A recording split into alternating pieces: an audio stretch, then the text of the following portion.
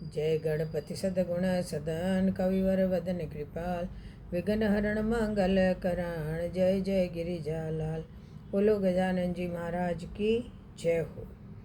आज आपको एक कहानी सुना रही हूँ, पाप, पुण्य और भगवान।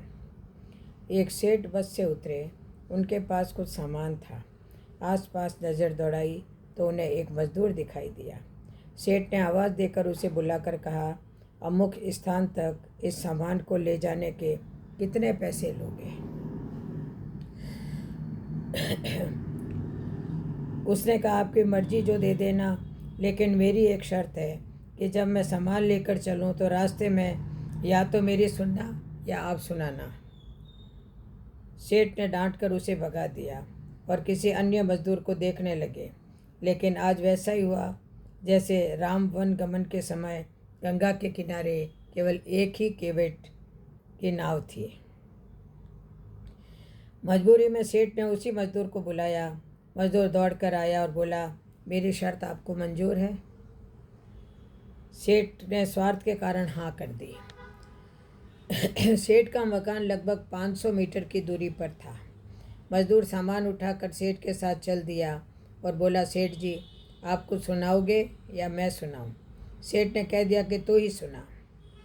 मजदूर ने खुश होकर कहा, जो कुछ मैं बोलूं उसे ध्यान से सुनना। यह कहते हुए मजदूर पूरे रास्ते बोलता गया और दोनों मकान तक पहुंच गए। मजदूर ने बरामदे में सामान रख दिया। सेठ ने जो पैसे दिए ले लिए और सेठ से बोला, सेठ जी, मेरी बात आपने ध्यान से सुनी या नहीं? सेठ ने कहा, मैंने तेरी बात नहीं सुनी, मुझे तो अपना काम निकालना था। मजदूर बोला, सेठ जी, आपने जीवन की बहुत बड़ी गलती कर दी।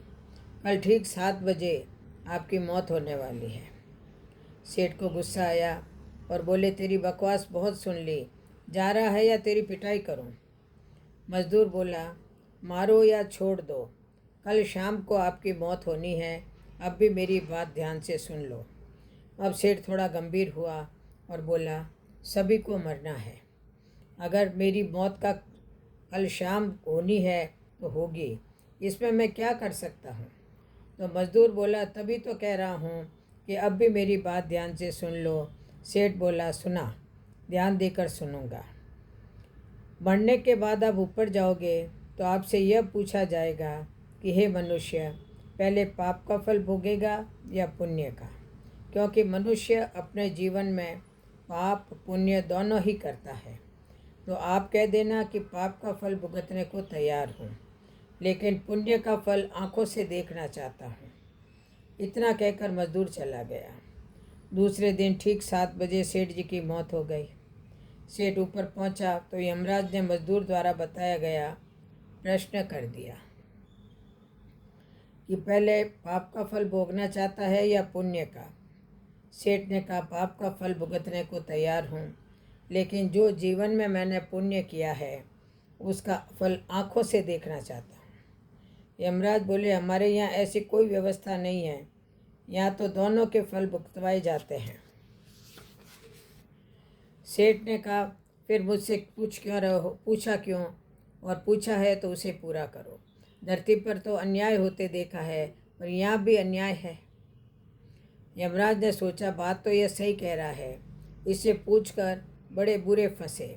मेरे पास कोई ऐसी पावर ही नहीं जिससे इस जीव की इच्छा पूरी की जाए। विवश होकर यमराज उस सेठ को ब्रह्मा जी के पास ले गए और पूरी बात बता दी।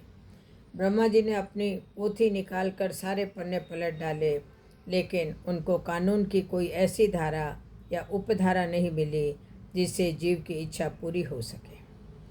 ब्रह्मा भी विवश होकर यमराज और सेठ के साथ लेकर भगवान के पास पहुँचे और समस्या बताई। भगवान ने यमराज और ब्रह्मा से कहा, जाइए अपना अपना काम देखिए, और दोनों वहाँ से चले गए। भगवान ने सेठ से कहा, अब बोलो, तुम क्या कहना चाहते हो? सेठ बोला, अजी साहब, मैं तो शुरू से एक ही बात कह रहा हूँ कि पाप का फल भुगतने को तैयार हूँ, लेकिन पुण्य का फल आंखों से देखना चाहता हूँ। भगवान बोले, धन्य है वो सद्गुरु यानी मजदूर जो तेरे अंतिम समय में भी तेरा कल्याण कर गया। अरे मूर्ख, उसके बताए उपाय के कारण तू मेरे सामने खड़ा है। अपनी आँखों से इससे और बड़ा पुण्य का फल क्या देखना चाहता है। मेरे दर्शन से तेरे सभी पाप भस्मीभूत हो गए। इसीलिए बचपन से हमको सिखाया जाता है कि गुरुजनों की बात ध्यान से सुननी चाहिए। पता नहीं कौन सी बात जीवन में काम आ जाएगी। बोलो जय जय श्री कृष्ण, जय जय श्री राधे, जय।